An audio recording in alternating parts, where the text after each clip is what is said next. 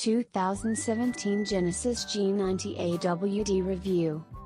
After looking over the new Genesis lineup at the Detroit Auto Show this January, we were suitably impressed enough to ask Genesis if we could borrow one for a review.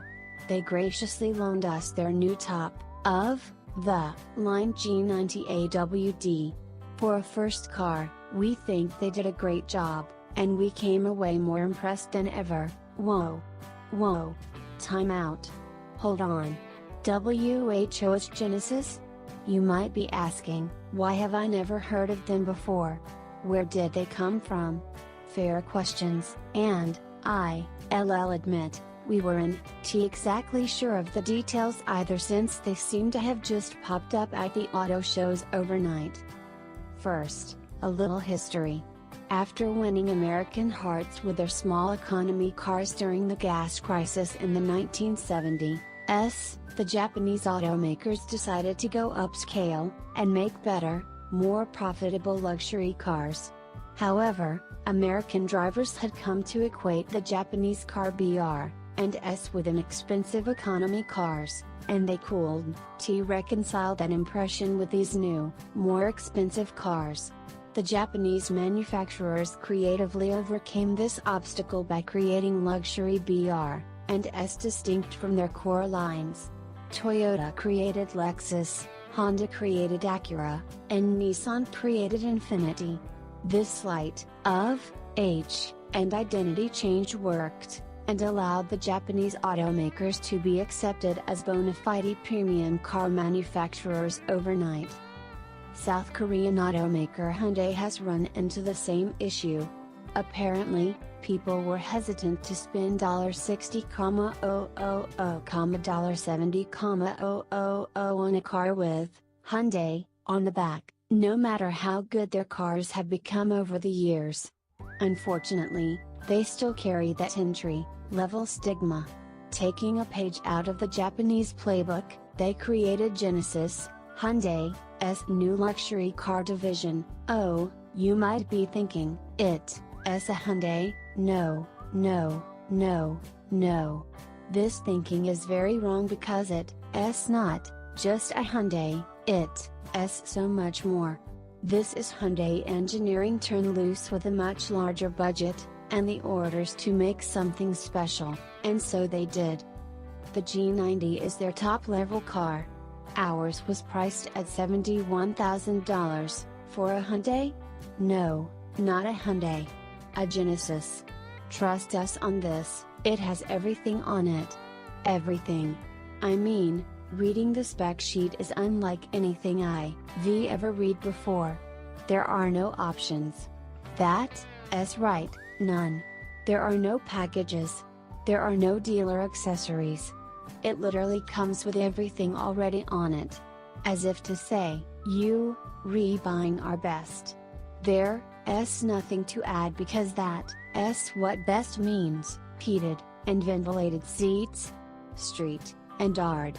Rear heated and ventilated seats, street and yard.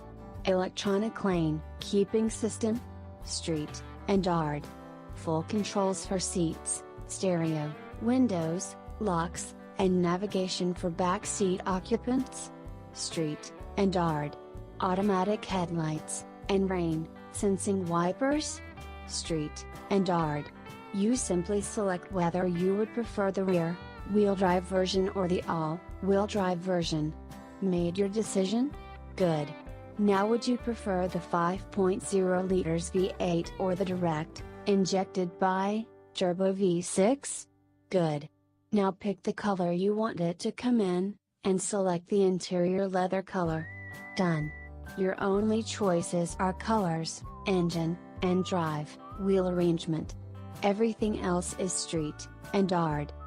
The test car we received was a Casablanca White AWD turbo V6 model.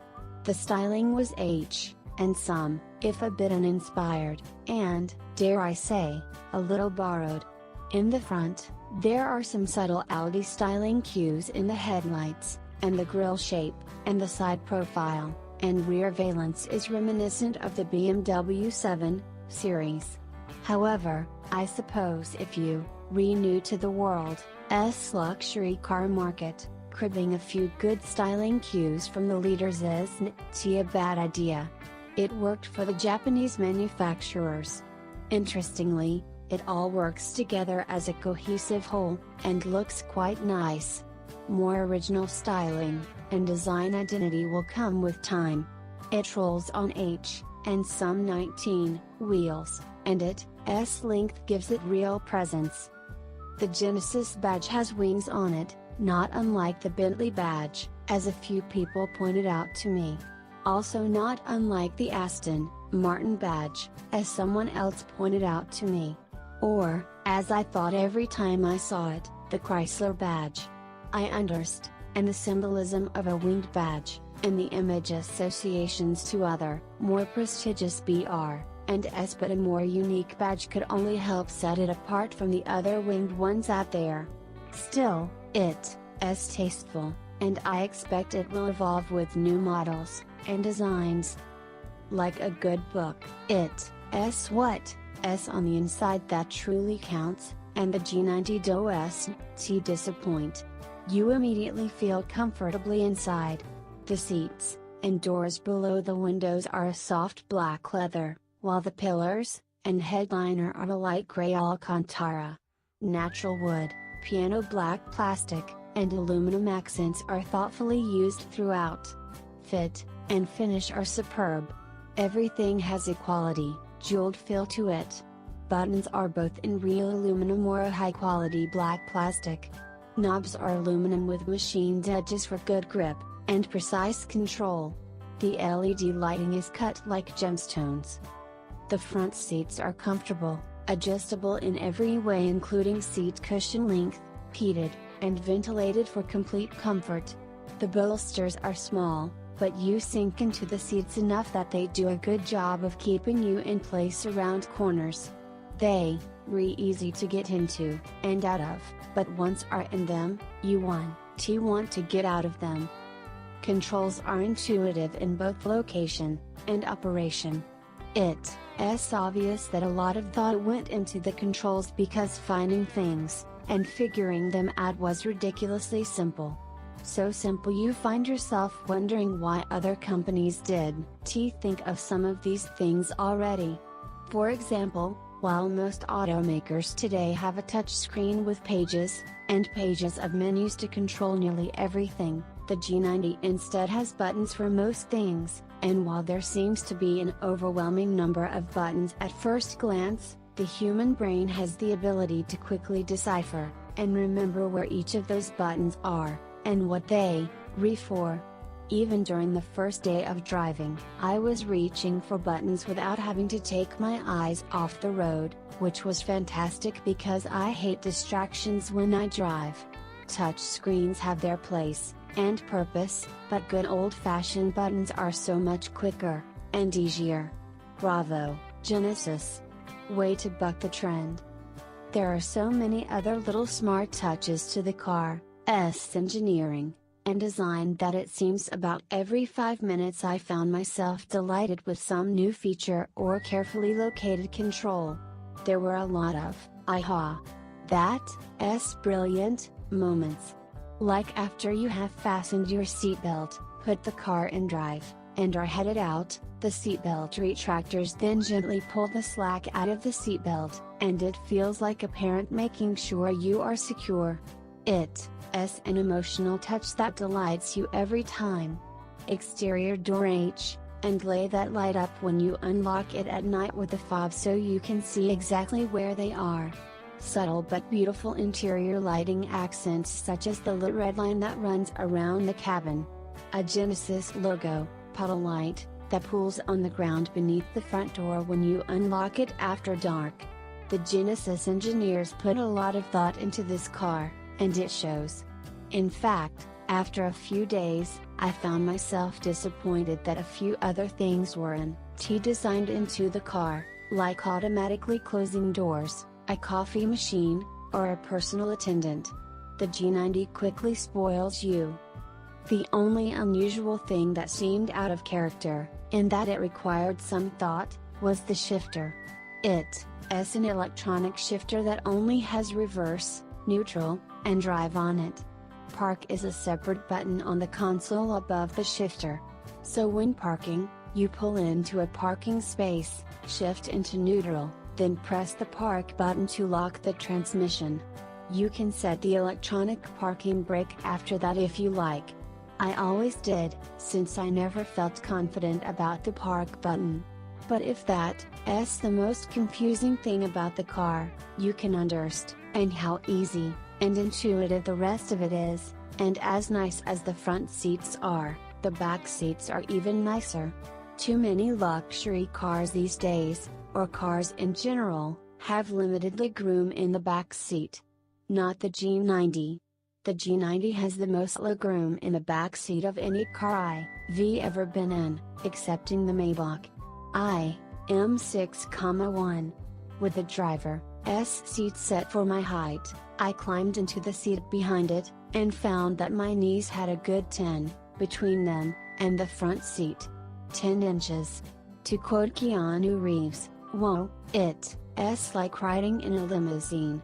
There are several climate control vents for the back seat area built into the B-pillars, the center console, and the floor. The back seat climate can be automatically set. The seats are heated and ventilated.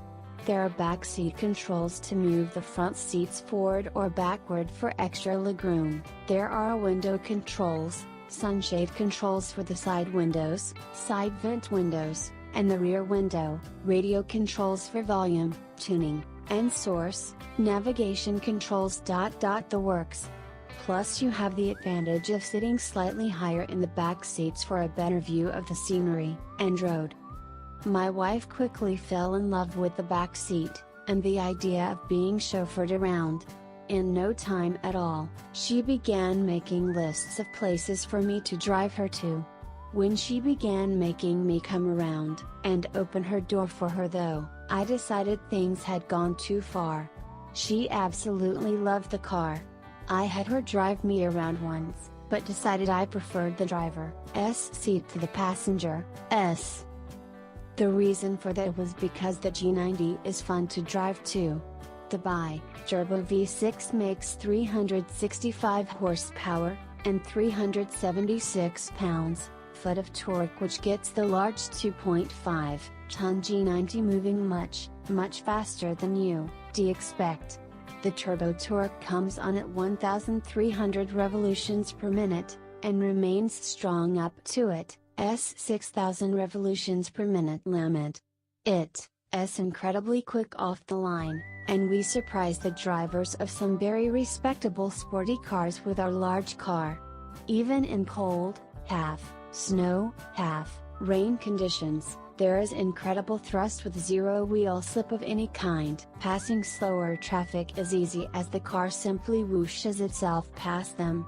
The drivetrain inspires complete confidence in real-world conditions, and not a little bit of awe when you leave cars behind so effortlessly.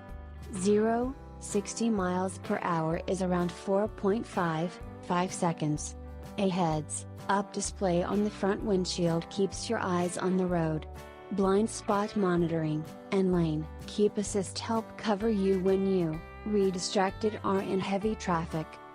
Around town, the power impresses, and the ride is refined.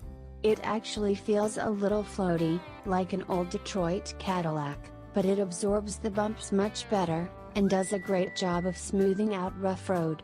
It's like riding on a cloud. Yet it turns sharply with all the precision of a European sedan into corners. The steering is very precise, and the body is very controlled going around corners. Mind you, it's not a sports car. During spirited backroads driving, the soft suspension can't keep up, and the car is too floaty for fast curve transitions.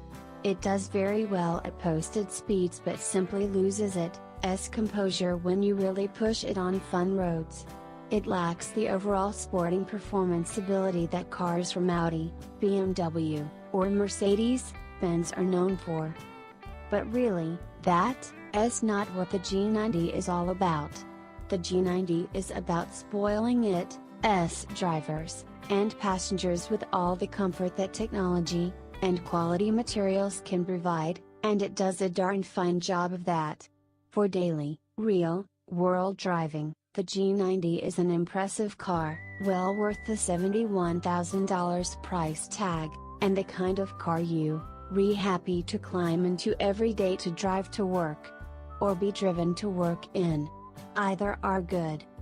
If we were going to buy one, something my wife was begging me to do when Genesis came to collect it, I don't think I'd change a thing. I liked the AWD on this type of car, and the turbo V6 was smooth, and plenty powerful. I even liked the color combination, and those are the only options to be considered. This first luxury car by Genesis is extremely impressive, and I suspect it will not only succeed but will also improve Hyundai's image in the public eye, much as Acura did with Honda, and Lexus with Toyota. Genesis means beginning, and if this is Genesis beginning, I see a lot of them making their exodus from dealer lots into people's garages.